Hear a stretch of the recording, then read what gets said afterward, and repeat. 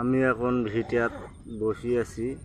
এই যে আমাদের মিটার পাড়ায় দেখেন মরিচের ক্ষেত, গ্যান্ডারির ক্ষেত। যারা যারা গ্যান্ডারি খাওয়ার আগ্রহ আছে সবাই শেয়ার কমেন্ট করে জানাবেন। গ্যান্ডারি দেওয়ার জন্য উপস্থিত। গ্যান্ডারি আসলে অনেক বড় বড় হয়েছে।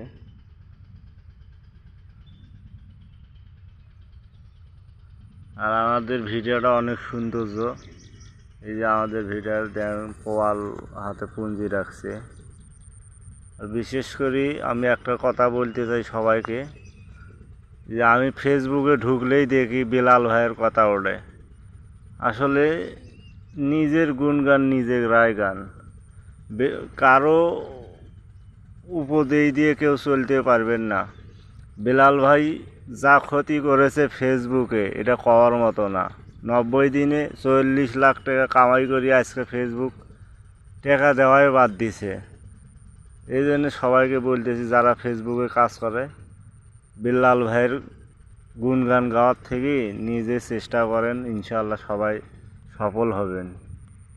বেলাল ভাই তো সবাইকে ভাইরাল করে দিতে পারবে না।